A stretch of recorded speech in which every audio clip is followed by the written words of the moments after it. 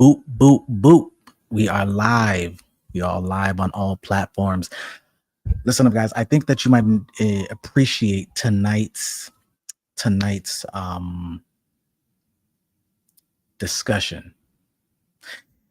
Sometimes I wonder if it can really be called a discussion if I'm the only one that's talking. But it's not a diatribe. I'll tell you that. Maybe a discourse. See, discourse also takes two people, but it's not a lecture. Unless y'all chat. Listen, if y'all connect and then we are able to engage, then it could be a discourse versus just a one-way street. All right. So anyway, and one day we could probably talk about that too, the four different types of conversation. There's the debate, there's the dialogue, there's the discourse, and the diatribe. Oh man. Oh, we could break that down some other time. All right, y'all. So listen up. I came across this post on X. I don't know who to credit it to, but I'm going to read it to you because this is going to connect to the 5 stages that we're going to look at. They framed it around a man and what he needs. But what I'm going to do is I'm going to make it a little bit more broad, talk about it from an individual standpoint.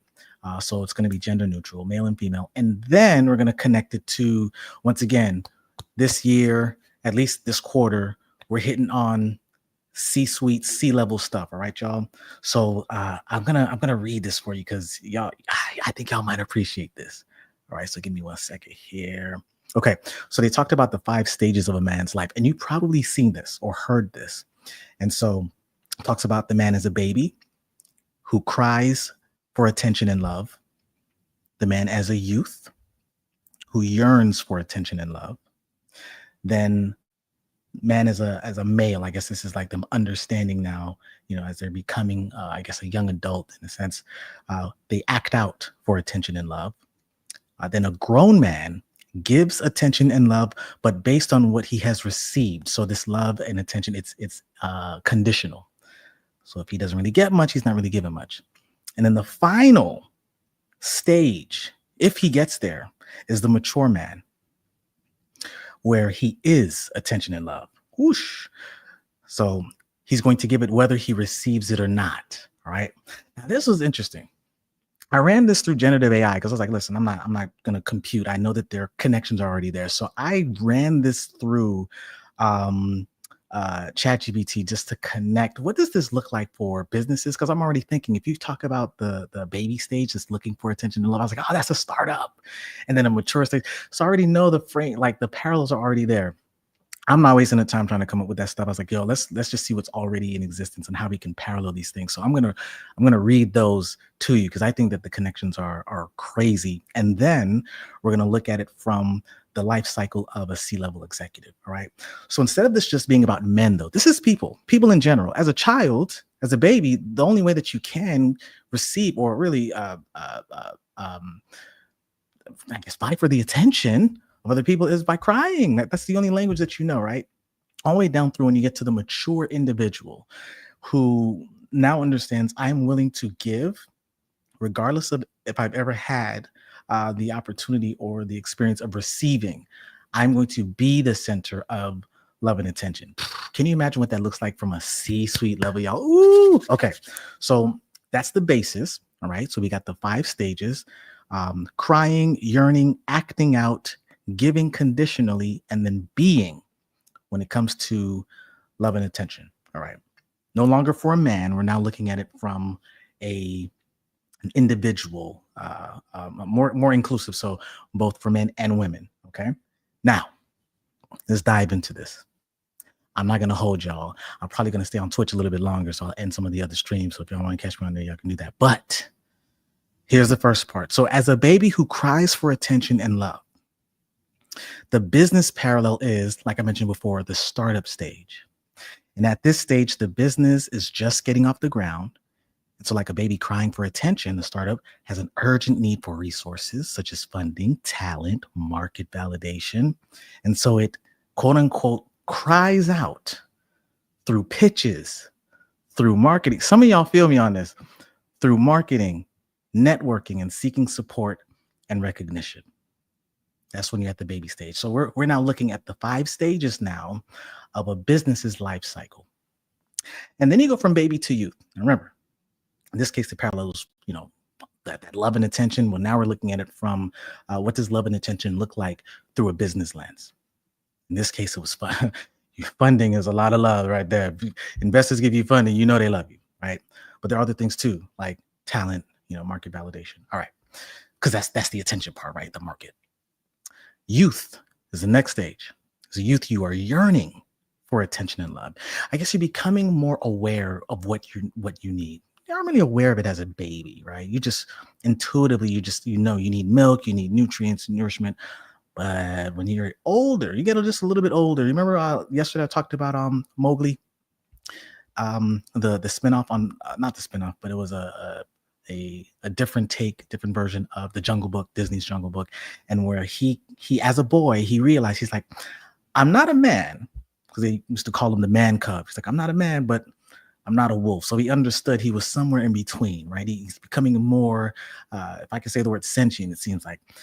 So as a youth now, for this yearning for attention and love in a business, from a business perspective, this parallel would be called early growth. So we're going from startup stage to early growth, where having attracted some attention and initial resources, the business is in its early growth phase. So like a young person yearning for attention, the company aggressively pursues customers, market share, brand recognition, and invests in building its reputation, establishing culture, refining its product market fit. Hey, y'all remember back in the day when you had to go to school and that product market fit, like you had to try to fit in?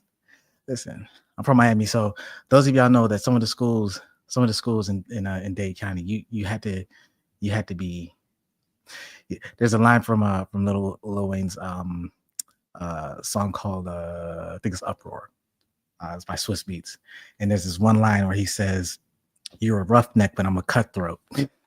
Like, man, you had to be cutthroat back in not even just middle school, elementary. Like, you had to find your own, y'all. We're talking about before high school, Anyway, that's down here in some of the parts down here in Miami. I say that because for the early growth, what you're doing is you now have to aggressively pursue what we mentioned here: customers, market share, recognition, product market fit. Gotta fit in, right? So anyway, that's the youth part. All right. So for those of you that are just joining, what we're doing is we're taking the 5 stages of a person's life through love and attention. So as a baby, you're crying for it. As a youth, you're yearning for it. As a what was the next one? As a male or female, you're acting out for love and attention. As a grown man or woman, you're giving attention and love conditionally. And then as a mature man or woman, you are unconditionally giving it. You are the center. You are love and attention. All right. So here we're going to take a look at now going it through the business stages. We've got startup. So we hit startup, we hit early growth. That's the youth part. Now we're going to do the male / female, what that looks like. So from the business parallel, it's considered rapid expansion and scale up. So in this phase, the business has proven viability, and now it's acting out. Yeah, listen, not everybody as a child, as a teen, acted out, but listen, puberty is a thing. If you have not talked back once to your parents, I don't even know if you were a teenager, right? Like, as at some point you realize that you're kind of pushing the boundaries, right? So this is what this acting out is. And so here in the scale up, it's now acting out. The business is acting out to capture as much market territory as possible. It invests in bigger marketing campaigns, explores new product lines. It might even engage in competitive or high risk strategies to stand out. So you're not only trying to find your own, you're trying to create your own identity now. And this stage can include acquisitions or heavy R&D, that's research and development, all to secure attention, which would look like market share, investor confidence, press, So that is rapid expansion, scale up. You're acting out now. So you go from crying for it and pitching for it as a baby to aggressively pursuing customers and more market share as youth, to then rapid expansion. So now what you're doing is you're exploring new product lines. You're kind of pushing the boundaries, like, where can we go next? How do we get bigger. Okay, the next one is grown man or grown woman. This part now, I want y'all to stick with me here. This part is where we're looking at from a business parallel, maturity and consolidation. It gets, oh, y'all, it gets so much better because remember now, as the grown man or woman, you're giving attention and love based on what you have received. So this is conditional. So from a business parallel, maturity, the business now in the cycle, the business has achieved a level of stability and success. Now it focuses on giving back, refining its internal processes, nurturing employees, solidifying brand loyalty. But these efforts are somewhat conditional. Why? Because if the market returns or stakeholder feedback aren't favorable, the company might withhold certain investments or cut back. So it's more measured, it's more strategic allocation of resources. I should say it's a more measured and a more strategic allocation of its resources. Ooh. And then we got the last stage. We got the last stage, y'all. You ready for the last stage? It's the mature man or woman that, remember now, they have become attention, they have become love, and so they're giving unconditional. So from a business parallel, it is called legacy, stewardship. It's like the higher you go, the more spiritual some of this stuff gets, y'all. It's crazy. So at the highest echelon, the business is secure in its market position. It's secure in its market reputation. It seeks to lead with broader vision. So you got sustainability going on, you got social responsibility happening, innovation for the greater good, regardless of the immediate ROI, the immediate return on investment. So much like a mature man or woman who offers unconditional love and support, the business invests in philanthropic efforts, long-term research, community building, without the laser focus on short-term gains. This stage is about legacy and impact. Hey, let me tell y'all something. When I hit 35, there's this moment that I realized, I'm turning 40 this year. There's this moment that I realized that I was in the middle. The average lifespan of a US citizen was, I think, 70, at least the time when I looked at this. So hitting 35, I'm like, wow, I'm at the peak. I'm at the top of the hill. We rolling right down into the sunset years eventually. And very quickly, I was like, man, another 35 years, and that's about it now. If you eat right and whatever, and there are no freak accidents or crazy things that could happen, you probably would live longer than that, right? But that's what it is, about 70 years old. So in my mind, I was like, I spent the first 35 years thinking about who I wanted to become. And when I hit 35, I started to think, this is now the time where I need to consider, what do I want to leave behind? Now, some of that kind of got turned over when, I think it was last year or the year before, I started looking at and understanding the idea of reinventing yourself. But even then, if you choose to reinvent yourself, which I have expressed before, you can do more than once, more than twice, as many times as you need to get to where it is that you need to go, right? But if you there is an excessive amount, though, I will say that, because there's only so many years that you have in your life. So, but what I'm saying is, even with choosing to adapt, adjust, tweak values that start to reshape your identity, and you become a different person, at a certain age, you're still doing that so that you can focus on what you're going to leave behind, legacy. All right. So I want to be very careful in how we treat this last stage, the mature man, the mature woman who is attention and love. This is unconditional, that is connected to the last stage in the life cycle of a business that is about legacy and stewardship, because it's very similar. Some of us think about this earlier on. So even though we're working on the startup we already have, and this is where vision comes to mind, right? The vision is you kind of thinking about the maturity part of the business cycle, the legacy part of the business cycle, even though you're still in the startup stage. Because the vision is about what is it that you want to become. And in this case, also leaving behind, right? So, okay.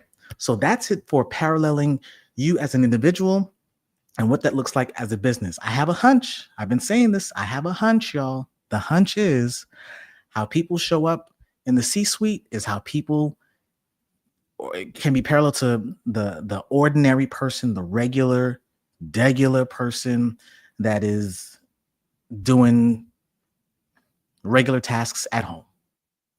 Now, of course, there are nuances, right? You're not necessarily leading a whole team, but you might be leading a family, right? But the point is, it's very similar.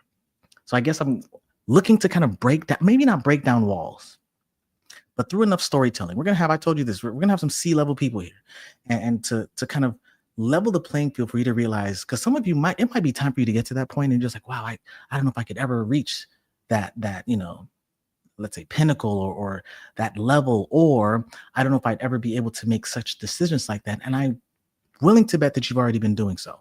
You just haven't framed it in a way where it actually would work for uh, or in a business context. All right, let's take a look at the third parallel now, or really the second parallel. So we looked at individual with business. Now let's take the individual as just kind of like from a personal standpoint and look at it from a professional standpoint. So we're going to take the 5 stages of a C-level executive's career. So we're going to take the same baby who cries for attention. Wah, wah, wah. What does that look like? Well, early in a top executive's career, they might be a first-time VP or some sort of C-level officer, but they need mentorship. They need visibility and also airtime to just prove themselves, right? So like a baby crying in this sense, they I wouldn't want to say they crave validation, but it's going to be necessary, right? To know that they're going on the right path. So they'll need that from board members. They'll need that from investors, team members. So they'll need these points of validation as they adjust to the high stakes and the visibility of an executive role. I talked about this, at least on socials earlier today, where a large part of why many people don't get C-suite roles isn't because of their competence. It's because of their presence. And it's not just how you dress, it's everything. How you show up online, it's how you show up offline. And I also think that there's a fine line, y'all. I also think that there's a fine line in how you can still be your authentic self. You don't have to, be this gray suit and, just have to talk uh, and be the stoic individual where there's no humor, there's no, I don't know, maybe even emoji. It's so funny. Somebody asked me actually this earlier today. I was like replying to some comments. It's like, yo, bro, what's good with the emojis? And by the way, I'm not even overdoing emojis, right? It's like one in a reply.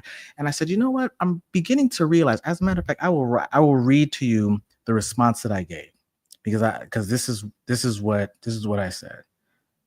He was like, what's up with the emojis, bro? And I said, everyone in the comments, including me, is expressing the same sentiments in these motivational, inspirational, discipline posts. So you remember I said what my phrase was for this year? I have a hunch. So I put, I have a hunch that emojis will cut through the echo chamber of similar replies and draw some attention. There's only one way to find out. And then I did put the shrug emoji just to prove that point. Because there's an era right now, I don't know if y'all know, but there's certain pockets, certain niches online where like in the motivation, discipline, like, just the grind kind of community, where when somebody posts something, you can see, I don't know if they're using like an AI tool like Tweet Hunter or some others, where the replies are all the same. It's just, and nothing's, the sentiments are the same, right? Different versions, but they're saying really the same things. And I know that part of it is because you kind of want to be active and you want to engage. And so you're kind of, in a sense, riding on the coattails of the most popular person that originally wrote the post so that you can be visible underneath. But after a while, if you're aware, after a while, you realize that even if you decide to post something, it's going to get lost in the fray of everyone that's saying the same thing. So how do you cut through the noise? Well, there are a few ways that you can do that. One of the ways I'm attempting to do that is either through humor or just writing something just a little bit different, or putting some sort of graphic so that even if it's an emoji, so that somebody might pause and maybe look at that particular reply versus all of the others. But neither here nor there. The point is that this attention, that is the validation that's needing to be sought from board members, from investors, from their own team members as they are looking to adjust to high stakes and the visibility of an executive role, this is where they are in stage one as the uh, aspiring or the newly appointed leader. That's the baby. That's a C-suite baby, y'all. Right. And then we go from the baby to the youth, which in this case would be the C-level person emerging or gaining traction. So here the executive has begun to build a reputation for themselves. They are now yearning for bigger challenges. They're yearning for more recognition and influential sponsors. Oh, hold on. Give me 1 second, y'all. Just want to make sure that we see what we got going on here. Hold up. Okay. I got to continue to stay active and just like making sure, that y'all are actually, responding and whatnot. So, I gotta be mindful of that. All right. So what they're doing now is bigger challenges, more recognition, influential sponsors that they're yearning for more. And so they take on high profile initiatives. They speak at conferences. They actively network. Their focus is now on growth, both for the organization and their own professional brand. You need both. Both needs to happen, right? That is the one that's yearning. This is the emerging C-level executive. This is the exec that is gaining traction. Okay, number 3, y'all. Take a look at this one. Number 3 is now the male or female. This is the person that's now they're coming now more into their own. They're no longer necessarily a teenager. They might be an emerging adult, right? 18s, 19s, 20s maybe. And the parallel from a C-level, remember this is the life cycle now of a C-level executive, is they're now at high visibility / peak ambition. So in this phase, the executive is fully in the spotlight. They're driving aggressive strategies. They're pivoting the company into new markets. They're making bold moves. Listen, bold moves also means difficult decisions. You can't make bold moves if you don't do difficult decisions. Remember that little kind of spectrum that I introduced to you all a couple of days ago, where you look at the one side that's fully conviction-based decision making. It's not looking at the resources. It's not looking at, talent, capabilities. It's just based on a belief, not emotion per se, but a belief that that something needs to take place. You have to make a particular decision because of what you just in your gut, intuitive perhaps, believe needs to happen. The other side of the spectrum is fully rational, fully utilitarian resource. What do I have? What don't I have? And how do I make a decision based on what is literally in my hand right now, right? So you got these two sides. And then you got the middle, which is both, is now a balance. You've got this resource and you've got the conviction. It's together. And I mentioned that most times, the most transformative decision for somebody or for their community or for the world will be in the extremities. You don't live in the extremities. You don't always make decisions in the extremities, but it's either going to be on the conviction side or it's going to be on just the pure resource, like no emotion. You just have to make a cutthroat decision sometimes because this is just where we at. All right. Those are bold moves. Bold moves are made, my conjecture, bold moves are made when you have to make those hard decisions in the extremities. But most of us, and even those that, have to make those decisions, we make the balanced decisions on a day-to-day, which we make about 35,000 decisions every day, y'all. Every single day. All right. Of course, some of them probably aren't even conscious. So we've got the high visibility, peak ambition person who is fully in the spotlight. They're making these bold moves. And like someone now, and like also in a business, acting out to receive attention, they may push disruptive ideas or acquisitions, sometimes at great personal or organizational risk. Remember I told y'all, decisions, the risk, fully convictional, fully resource. Like this is where the life-changing moments happen. The game changers exist there. They don't stay there, like I said, because you will burn out if you always made decisions that are always on the extremes. You could kind of argue that might be some sort of bipolar situation. But the point is, risk, high risk, high reward. The aim is to stand out. The aim is to secure the company's lead and to elevate their personal legacy as well. Right. Next is the grown adult, the grown man, the grown woman. So the executive parallel to that is the seasoned C-level leader. This is now the person's like, listen, we here. So with years of leadership behind them, what they're doing now as executives is they're transitioning into a more measured, more strategic role. So they mentor emerging leaders, they build strong teams, they give back to the organization. But these efforts are sometimes conditional, depending on, once again, just like from a business perspective, this is now in the executive perspective, depending on the ROI or the corporate goals. So if the market signals a downturn, they might pivot to efficiency or cost cutting, right? Last but not least is the mature man, the mature woman, the individual that is attention. They are love. It's unconditional. So the executive parallel here is, once again, it's about legacy. These are who they call like the statesman CEO, right? The stateswoman CEO. This is where at this stage an executive has transcended the need for short-term validation. They're focused on lasting impact, just like a business cycle, the mature business cycle. Their leadership style is more self-assured. There's just a grace about them. They're more mission driven. They become mentors, philanthropic champions, visionary stewards, and like the mature man who offers and the mature woman who offers unconditional love. What these leaders do now is they foster a culture of trust, innovation, and social responsibility, regardless of, once again, that word immediate personal gain. All right. That's the framework, y'all. The 5 stages.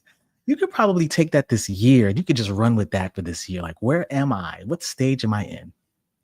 Am I the baby crying for attention? Am I the youth yearning for attention? Am I the male, female that acts out? I would probably put that there. I don't know, maybe, I don't know. Teenager probably sounds a little bit more, because like male, I guess it's when you become more aware of who you are as a male or female, right? Before you become a full-on adult, I guess. But are you the male or female acting out for attention and love? Are you the grown man or woman that gives attention and love based on what you have received? So is it conditional? Or are you the mature man or woman where you now have embodied intention? You are attention. You have now embodied love. You're going to give it whether you have received it or not. It is unconditional. So I'm going to repeat the 5 stages of a business life cycle again. You've got the startup stage, the early growth stage, the rapid expansion scale up stage. You've got the maturity or consolidation stage, and then you've got the legacy stage. And for those of you out there that are C-level executives or you aspire to become one, you've got the aspiring or newly appointed leader in the C-suite. Then you've got the emerging C-suite leader, the one that's gaining traction. You've got the high visibility stage where you're at your peak ambition. There's a peak, y'all. I know it doesn't seem like it, but there's a peak. How do I know? Because I also know individuals where I'm blessed to know individuals who they alternate. They have these seasons where they become CEO or they're a C-level executive of a company, and then they'll leave to build a startup, sell it, right, exit, and then they'll go again. And so it's almost as soon as they hit their peak as a C-level executive, it's kind of like they're now falling into the 4th stage, which is the seasoned C-level leader. And then the 5th stage is the legacy statesman CEO. And then they leave. They build their own thing again. And then they come back around. And then they leave. Yeah. And some people, that's how they live their lives professionally. And I think that's awesome, honestly, when you realize that you just need this balance between building your thing and then building someone else's thing, or sustaining or guiding the ship of someone else's business, and kind of alternating between the two. You don't have to choose. Hey, listen, y'all don't have to choose. Some of us, I used to feel this way too. Like you have to choose one path and that's the only path. It doesn't have to be that way, y'all. Okay. So I hope this was helpful. Some key takeaways here. So first, the progression of needs. So in both business, or in both the business and an executive's career, early stages revolve around seeking attention, resources, and validation from the outside. But over time, there's a shift from external dependency to internal competence and impact. Secondly, you go from being conditional to unconditional. So both parallels highlight a transition from conditional giving, these efforts dependent upon returns, to unconditional giving, where you're just having contributions made regardless of an external reward or that ROI, right? That money, the stock, equity, whatever it is. Mature stages focus on legacy, stewardship, and giving back, whether it's to society, whether it's to their own employees, or even to their fellow colleagues, their fellow leaders. Okay, and then just the importance of each stage. Each stage, listen, y'all, each stage serves a purpose, right? So the cry for attention in startup, or in an up and coming leader, it drives early momentum. The acting out fosters growth and breakthroughs. The final mature stage drives legacy and transformation and a deeper sense of fulfillment. So you're not wrong or behind, in a sense, if you are in any of these stages and you're like, man, I really want to be here. Well, then take your time, go through the journey and get there. You need time to develop. Okay. Now, you might be a little bit behind if you've still been a baby and you've been crying for attention for this long. And it's time to go ahead and let's go ahead and become the youth, right? Let's hit peak ambition, right? But think about it. You can even use this framework if you're not even a C-level person. Like, you can just use this framework for you as an individual. Right now, what can you do to start unconditionally giving? Where you are right now. I know this sounds crazy to say. No, I'm not going to say it. Technically, I would have, if let's say I live to be 90, I have 50 summers left, including the one this year. I got 50 summers left, y'all. So I still have more years in front of me than I do have behind me. All right. I got 10 summers shy of having to say it's the other way around. All right. But you can think about personally, like, where am I and what can I do right now that would begin to foster the growth for me to evolve into the next stage of my, could be personal, or in this case, what we've been looking at, professional life. Okay. All right, y'all. That's it. I'm going to hang around a little bit longer. I'm going to hop off LinkedIn, but I'm going to hang around a little bit longer on some of these other platforms. And if you want to catch me, y'all catch me. All right. I'll see you soon. All right. So we are still live on YouTube. We are still live on X. All right, cool. Actually, we might not still be on. Let me just make sure to save the changes and double check. Okay, cool. All right. Okay, y'all. So how do y'all feel?